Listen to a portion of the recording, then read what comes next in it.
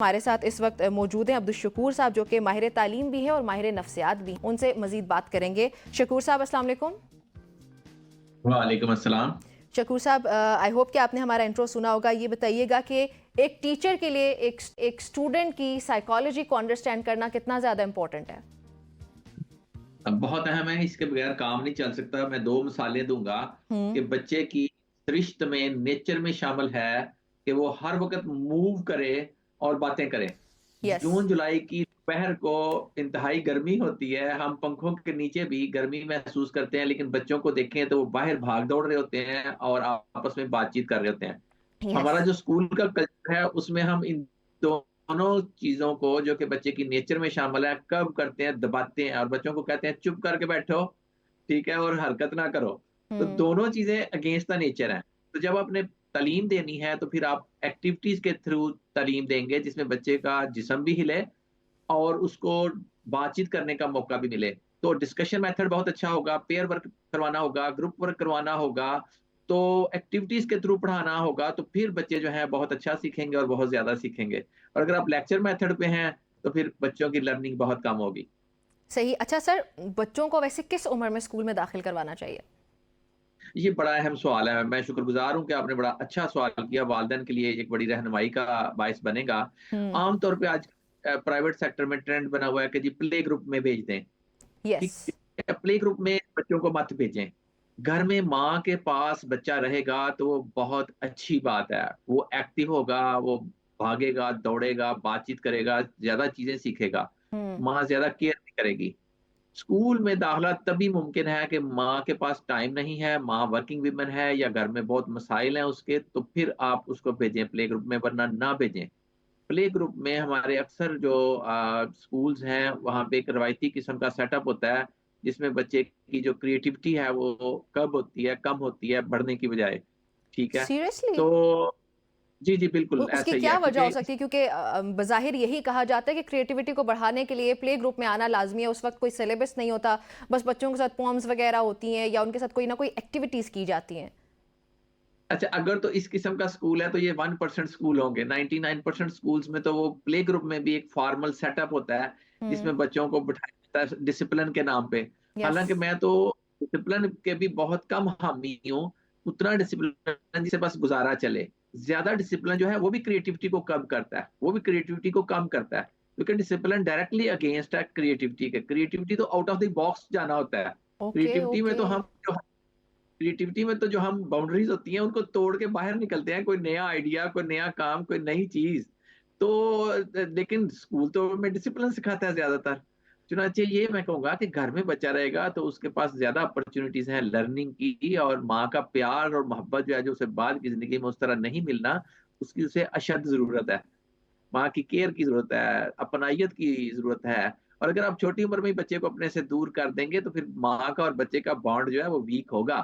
वो फिर कल को आपकी बात उतना नहीं सुनेगा, क्योंकि आपने उसके लिए टाइम ही नहीं निकाला, सेक्रीफाइस ही नहीं किया, प्यार ही नहीं किया। तो वो आपको प्यार क्या देगा? उसका बॉन्ड वीक हो जाएगा। बिल्कुल, बहुत इंपॉर्टेंट बातें आप कर रहे हैं। मैं खुद भी, मेरी ना आंखें खुलती जा रही हैं जैसे जैसे आप अगली बात करते हैं। मुझे लगता है ये नई बात है और ये बस आखिरी होगी, लेकिन आप कोई नई बात कर रहे हैं। स्कूल का इंतखाब भी एक इंपॉर्टेंट फैक्टर है। जैसे आपने कहा कि सिर्फ 1% ऐसे स्कूल होंगे जो वाकई तौर पर बच्चों को क्रिएटिविटी की तरफ लेके जाते हैं। तो वो फिर पेरेंट्स को कैसे पता चले कि ये वाला स्कूल ऐसा है जिसमें हमें हमें अपने बच्चे को डालना चाहिए? एक तो ये ज़हन में रखिए कि मेरा ख्याल ये है कि अगर 5-6 हज़ार रुपए से कम फीस है ना किसी स्कूल की, तो वो बहुत अच्छी तालीम नहीं देगा। हाँ, अब वालिदैन की अपनी लिमिटेशंस हैं कि उनके वसाइल कम है तो उससे कम फीस वाले स्कूल में जाते हैं। लेकिन फिर भी 2-3 काम जरूर करें। नंबर एक, क्लासरूम जरूर देखें, हम्म। उसकी सेटिंग कैसी है, उसमें फर्नीचर कैसा है, बच्चे की एज के मुताबिक फर्नीचर है कि नहीं है। अब मैं ना, मुझे जुबानी याद है कि प्ले ग्रुप का फर्नीचर जो है उसका उसका कुर्सी का साइज 9 इंच है। नर्सरी का जो है वो 11 इंच है, क्योंकि ग्रोथ ज्यादा तेज है। हम्म। प्रेप का जो है वो 12.5 इंच है या 12 इंच है, क्योंकि हम्म। वहां पे ग्रोथ ज्यादा हो उसकी जाती है। रफ्तार कम। जी, रफ्तार कम होती है। ओके पैदाइश ओके। के बाद जो है पहले 3 साल में बच्चे का कद वजन दुगना हो जाता है, लेकिन उसके बाद स्लो होना शुरू हो जाती है ग्रोथ हम्म। जो है, हम्म। डेवलपमेंट जो है। तो अब पहले नंबर पे तो क्लासरूम जरूर देखें देखें कि उसमें किस किस्म का माहौल है। दूसरे नंबर पे टीचर से जरूर मिलें, उससे पूछे कि क्या कभी आपकी ट्रेनिंग्स हुई हैं, आपको बच्चों की नफ्सियात का क्या पता है? लर्निंग डिफिकल्टीज का शिकार अगर बच्चा होता है तो कौन कौन सी लर्निंग डिफिकल्टीज होती हैं? फिर ब्लूम टेक्सोनॉमी जरूर पूछें। देखिए दुनिया भर की जो किताबें हैं, हम्म। सिलेबस की किताबें, वो ब्लूम टेक्सोनॉमी के मुताबिक लिखी गई हैं। एक साहब थे ब्लूम, ठीक है, आज से कुछ 60 साल कबल, उन्होंने एक टेक्सोनॉमी दी, क्लासिफिकेशन हम उसको सादा लफ्जों में कह सकते हैं, दर्जाबंदी की उन्होंने 6 ज़हनी सलाहियतों की। तो उन्होंने कहा कि 3 लोअर लेवल की हैं, अगर टीचर को पता हो कि ये लोअर लेवल की कौन सी हैं और अपर लेवल की 3 कौन सी हैं, तो वो बच्चों को अपर लेवल की तालीम दे सकता है, वरना तो वो बच्चों की जहानत को कम करेगा बढ़ाने की बजाय। तो अगर टीचर को ब्लूम टेक्सोनॉमी नहीं आती, प्रिंसिपल को ब्लूम टेक्सोनॉमी का नहीं पता, तो उस स्कूल में दाखिल ना करवाएं, क्योंकि वो आपके बच्चे की जहानत को कम कर सकते हैं, बढ़ा नहीं सकते किसी भी सूरत। वो बच्चे को रोट लर्निंग पे लाएंगे, रट्टे पे लाएंगे, उन्हें नहीं पता कि रट्टा जो है वो सबसे लोएस्ट किस्म की जो है ना वो ज़हनी सलाहियत है। तो आपका बच्चा जो है वो महफूज हाथों में नहीं है, अगर वालदेन को, अगर टीचर्स को और प्रिंसिपल को ब्लूम टेक्सोनॉमी का नहीं पता, अगर टीचर्स की ट्रेनिंग नहीं होती, तो वो स्कूल कभी भी बेहतर नहीं हो सकता। क्योंकि हम जो टीचर रखते हैं वो बीए करके या एमए करके आता है, उसने फर्ज कीजिए फिजिक्स पढ़ी है या केमिस्ट्री पढ़ी है या कोई और सब्जेक्ट पढ़ा है, लेकिन उसने ना टीचिंग मेथड्स पढ़े हैं, ना असेसमेंट मेथड्स पढ़े हैं, ना बच्चे की नफ्सियात पढ़ी है। हम्म। ये चीजें फिर उसे सिखाना होता है स्कूल को। और अगर स्कूल ट्रेनिंग नहीं करता, तो फिर टीचर क्या करेगा? टीचर तो जो मर्जी करता रहे, जो मर्जी पढ़ाता रहे, ट्रू। जिस मर्जी तरीके से पढ़ाए, तो वो मैं नहीं समझता कि वो अच्छी बात है। सही। अच्छा सर, कुछ बच्चे होते हैं ना जो ज़मीन पे रुकते ही नहीं है, बस आप कह लें कि वो हर वक्त हवा में होते हैं, उनकी शरारतों का ये आलम होता है। तो ये जो इस तरह के जी, बच्चे होते हैं, is it normal to leave them on their own, या फिर उस पर कोई रिस्ट्रिक्शंस होनी चाहिए, या उनके साथ किस तरह से उनका क्या बर्ताव होना चाहिए उनके साथ? अच्छा, अब आप जिक्र कर रही हैं हाइपर एक्टिव बच्चों का। हाइपर इसमें एक्टिव। हाँ जी, पहले नंबर पे तो ये जरा डिवीजन देख लीजिए कि हाइपर एक्टिव बच्चे 5% हैं दुनिया में, दुनिया के। और इन्हीं के दम से दुनिया में तरक्की है, इन्हीं के दम से दुनिया में प्रोग्रेस है, क्योंकि ये जो है ना, इनका दिमाग भी कह लें किस्म का थोड़ा तेज, कह लें सादा लफ्जों में। वो भी ज़्यादा क्योंकि एक्टिव होता तीन होगा। तीन तीन किस्म की इनमें करेक्टरिस्टिक्स है पैदाइशी तौर पे। नंबर 1, ये हाइपर एक्टिव है, इनके जिस्म में तेजी है। नंबर 2, ये इनअटेंटिव होते हैं, इतनी परवाह नहीं करते चीजों की, बीच में से भी चीजें छोड़ते हैं। और फिर इम्पल्सिव होते हैं, कुछ काम ऐसे करते हैं जो हमें लगता है बिला सोचे समझे कर दिया, हालांकि वो इमेच्योर सोच की वजह से होता है। अच्छा, इनमें एनर्जी लेवल चूंकि हाई होता है, ये थकते कम है, तो ये ज्यादा प्रोडक्टिव होते हैं। तो हम्म। अब पहली बात इसमें वालदेन के समझने की ये है कि बहुत सारे बच्चे ऐसे जो है वो वालदेन के पैम्पर करने की वजह से ऐसे बन जाते हैं। और उसकी निशानी ये है कि आपने स्कूल वालों से पूछना है, अगर एक बच्चा क्लासरूम के अंदर टिक के बैठ जाता है, आराम से बैठ जाता है, और घर में आराम से नहीं बैठता, तो इट मीन्स के problem lies with the parents. Parents को चाइल्ड रेयरिंग प्रैक्टिस नहीं आती, बच्चे पालने नहीं आते, चुनाचे बच्चा सर पे चढ़ा हुआ है। हम्म। और अगर स्कूल से भी शिकायत आती है कि ये टिक नहीं बैठता, और घर से भी शिकायत है कि टिक के नहीं बैठता, तो फिर ये उस कैटेगरी में फॉल करेगा, हाइपर एक्टिव बच्चों की, जिसको हम कहते हैं ADHD, attention deficit hyperactivity disorder. अच्छा, ये बड़ा प्रोडक्टिव है। ये then productive why is it इसलिए है कॉल्ड अ कि ये, डिसऑर्डर? जी, है डिसऑर्डर, लेकिन अमली जिंदगी में ये बच्चा बहुत आगे निकलता है आम बच्चों से, क्योंकि ये सही। ज्यादा प्रोडक्टिव है, एक्टिविटी लेवल ज्यादा अच्छा है, डिसीजन मेकिंग फटाफट होती है। और अगर ये जहीन भी होगा तो ये लीड करेगा हर फील्ड में, ठीक है। तो बहुत सारे लोग ऐसे हैं, मैं नाम नहीं लेना चाहता, कि जो पाकिस्तान में बड़े फेमस हैं, बहुत बड़ी बड़ी पोजीशंस पे हैं, बड़ा नाम है उनका, लेकिन वो एक्चुअली हाइपर एक्टिव है, हम्म। जिसकी वजह से उनका ये ऊपर वाले लेवल पे जाना मुमकिन हुआ। अगर वो हाइपर हम्म। एक्टिव ना होते तो शायद वो इतना ऊपर जाते। सही। और अच्छा। ये जी। बदकिस्मती एक और ये है कि टीचर को बिल्कुल नहीं पता कि हाइपर एक्टिव बच्चे कौन होते हैं, ये पैदाइशी हैं कि एनवायरमेंटल फैक्टर्स की वजह से हैं। चुनाचे वो इन पे सख्ती करता है, वो इनको आराम से बिठाना चाहता है। तो उस सख्ती की वजह से इनकी जो मैं समझता हूँ जो सलाहियतें हैं, बेहतर सलाहियतें, वो सफर करती मैं हैं। यही और ये भी पूछने आम, लगी थी, जैसे आपने बताया ना कि डिसिप्लिन जो है वो क्रिएटिविटी को मार देता है कहीं पे जाके। तो अब जी फॉर जी एग्जांपल आपका एक बच्चा है, आप किसी के घर गए, अब वहां पे वो बच्चा जी शरारतें कर रहा है, किसी की चीजें छेड़ रहा है, कोई बदतमीजी जैसे होती है, कोई चीज ऐसे सामने आती है, तो वहां पे रोकना जी, इज इम्पोर्टेंट।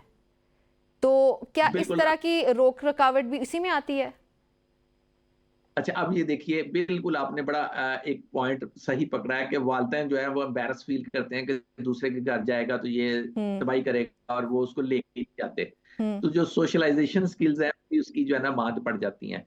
ओह! आप जरूर लेके जाइए, लेकिन उससे पहले एक तो टाइम आउट का तरीका पढ़िए। पूरी महजब दुनिया में जहाँ पे वालिदैन ना डांटते हैं बच्चों को, ना मारते हैं, चले डांट लेते होंगे लेकिन मार नहीं सकते, तो हार्श जो है ना डीलिंग वो नहीं कर सकते बच्चे के साथ। तो हुँ, एक तरीका है, कहते हैं टाइम आउट का तरीका। Time out. टाइम आउट के तरीके, बच्चा जहां प्रॉब्लम खड़ी करता है उसको उस जगह से हम हटा लेते हैं कुछ देर के लिए, और उसको अकेले रखते हैं ताकि वो सोचे समझे कि मुझे लोगों की तवज्जो से क्यों महरूम किया गया है और मुझे खेल कूद से क्यों महरूम किया गया है।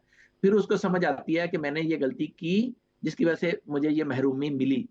तो अब अगर वो बच्चा जो है, अगर माँ ने उसको ट्रेन किया हुआ है टाइम आउट के तरीके पे, तो वो दूसरों के घर में भी जाके जब बोलेगी टाइम आउट, तो बच्चा जो है उसके पास आके या किसी अकेली जगह पे खड़ा हो जाएगा कुछ देर के लिए, और फिर वो कहेगी टाइम इन, तो फिर वो खेलना शुरू करेगा। दूसरी बात, जब दूसरों के घरों में जाएं सो तो फिर खुद इस बच्चे के लिए केयर करनी है कि आप खुद उसको कोई चीजें पकड़ाएं जिनसे वो खेले, और वो ऐसी हो कि जो टूटने वाली ना हो, क्योंकि वो तो देखना चाहता है, नए घर में जाता है तो उसको नई नई चीजें मिलती हैं। एक्चुअली वो इसका जहन तेज कह लें तो वो, और अटेंशन चूंकि डाइवर्ट होती है, शॉर्ट अटेंशन स्पैन है, तो ये बहुत सारी चीजों की तरफ इसकी तवज्जो जाती है, और इसने बहुत सारी चीजों को बहुत थोड़े वक्त में प्रोब करना होता है, उनको एक्सप्लोर करना होता है। सही तो सर सर हम ये उनको, माजरत के साथ ये टाइम आउट का कॉन्सेप्ट में सही तरह से समझी नहीं हुई हमारे नाज़रीन जो भी देख रहे हैं। आई थिंक ये बहुत ही मुफीद बात होगी उनके लिए। एक बार फिर से एक्सप्लेन कीजिएगा कि जो बच्चा फॉर एग्जांपल एक जगह पे बैठे, एक टेबल पे बर्तन रखे हैं, उनको छेड़ है, आपने बच्चे को वहां टेबल से हटा लिया, उसको किसी दूसरे कमरे में अकेले छोड़ दिया बिल्कुल।